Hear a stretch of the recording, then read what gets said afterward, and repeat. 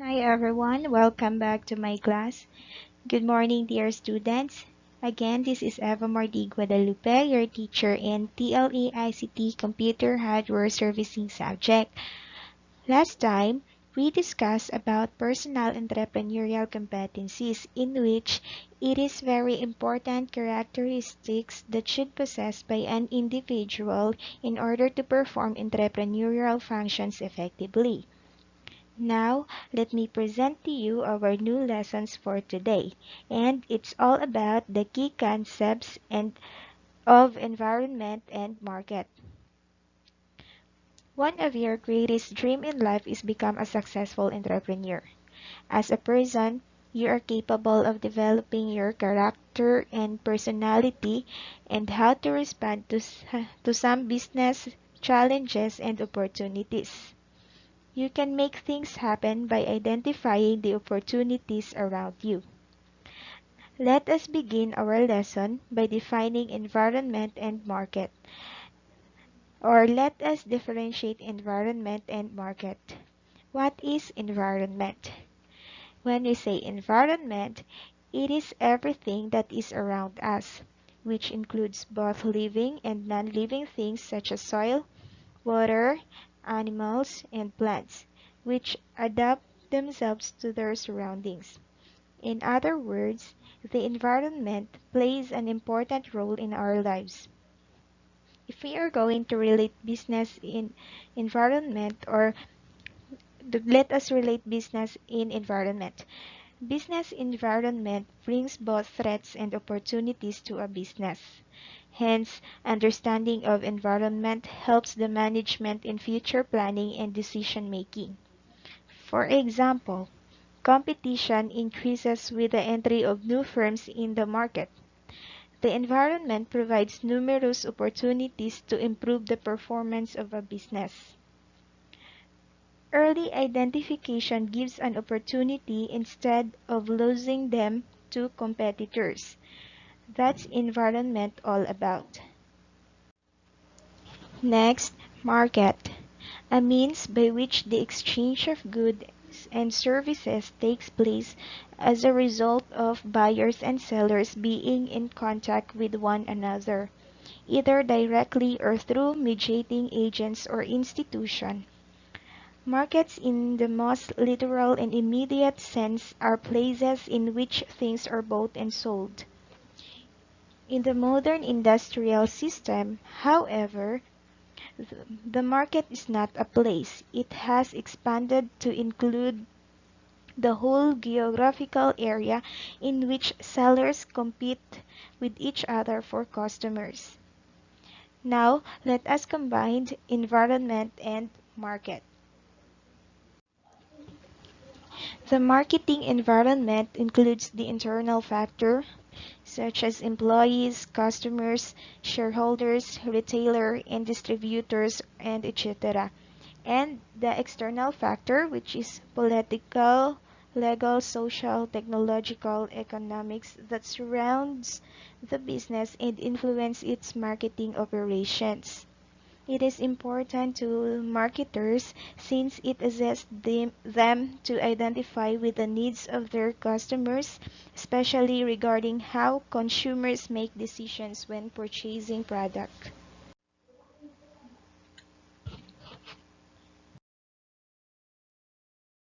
Okay, now let me present our objectives for today that we should meet at the end of our lesson.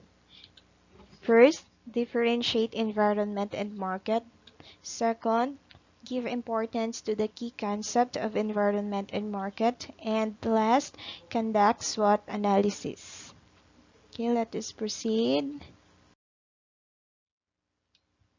Okay, what are the characteristics that a good entrepreneur should possess? Okay, everyone has his or her own needs and wants. However, people have different concepts of needs and wants. Okay, needs in business are important things that every individual cannot do without in a society. Example, shelter, food, clothing. When we say a need, It is obviously the things that every person needs to stay alive. It includes food, water, shelter, clothing, and not much else in this category. These are the things without which we would not be alive. Basic needs are essential to every individual so he or she may be able to live with dignity and pride in the community of people. Okay. Meaning, a need is generally referred to in economics as something that is extremely necessary for a person to survive. If a need is not met, it would lead to the onset of disease, the inability to function effectively and efficiently in society, and even death. Okay. As an entrepreneur, you should consider the needs of people in the society. Next, B. Wants or desires. Luxury and extravagance that signify wealth and an expensive way of living. Wants or desires are considered above all the basic necessities of life. Meaning, a want is something that a person desires, either immediately or in the future. Unlike needs, wants are those that differ from one person to another. For example, one person may want to own a car, while another may want to travel to an exotic country. Each person has his or her own list of wants, each with a varying level of importance. Furthermore, wants can change after a period of time. This contrasts throughout the lifetime of a person. Okay, what are the examples? Fashion accessories and eating in non-exclusive restaurants.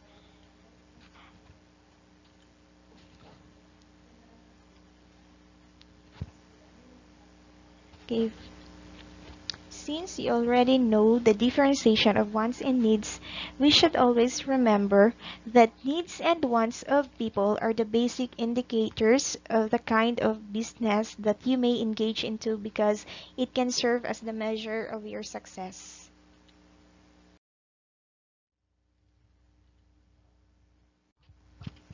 Environment and market. Okay. First bullet. People who aspire to start a business need to explore conditions prevailing in an area. Meaning, if you want to start a business, you need to know the condition of that certain area. Make sure you identify or look for the best location for your business. Your business must be seen by your target customers or at least near them. The external environment conditions that affect a business are generally beyond the control of people who want to start business. To complete successfully, business owners or you must continuously study the environment and adapt their businesses accordingly. Second bullet, needs and wants of people should be considered as business opportunities. Okay. Identifying the right target audience of customers allows you to expand your business when you're ready. Without an idea of how to target these clients and customers, you are left with whatever sales come in, but you're not finding the right people often enough.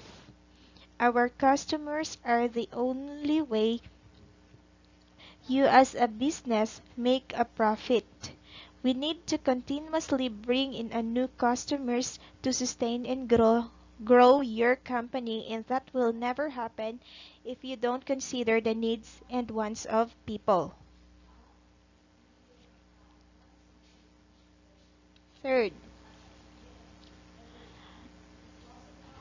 identifying the needs of the community, its resources, available raw materials, skills, and appropriate technology can help a new entrepreneur in seizing business opportunity. Yes, Developing a plan for identifying local needs and resources can help change makers understand how to improve their communities in the most logical and efficient way possible. Appropriate technology, make use of skills and technology that are available in a local community to supply basic human needs such as gas and electricity, water, food and waste disposal. Okay, next. Okay, to be successful in any kind of business venture, entrepreneurs should always first First, look closely to the environment and market. Second, watchful on the existing opportunities and constraints.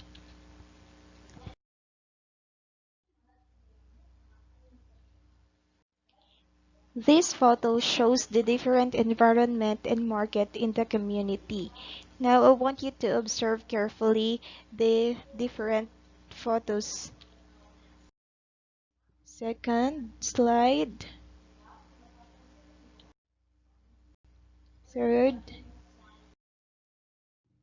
the opportunities in the business environment are those factors that provide possibilities in the business to expand and make more profits. Constraints are those factors that limit the business to grow, hence reduces the chance to generating profit. As a useful way of assessing opportunities and constraints is to carry out what is known as SWOT analysis. What is SWOT analysis, by the way? When we say SWOT analysis, it is one of the best ways to evaluate the opportunities and constraints. It also gathers important information which in turn is used. So what SWOT stands for? S for strengths, W for weaknesses, O for opportunities, and T for threats. When we say strengths and weaknesses, these are the internal to an organization.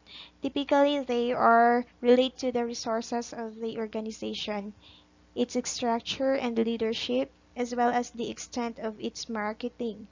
Market-focused organizations are strong because they know what the consumer wants.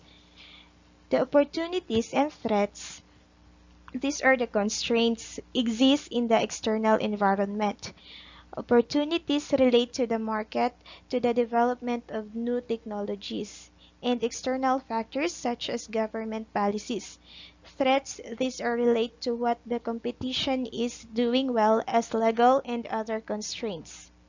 The best way of thinking about constraints and opportunities is to realize that good business will seek to turn constraint into opportunities while at the same time building on existing opportunities.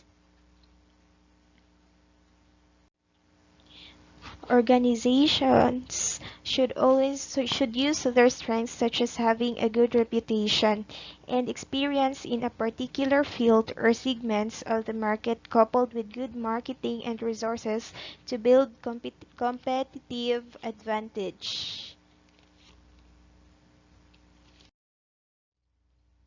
Next.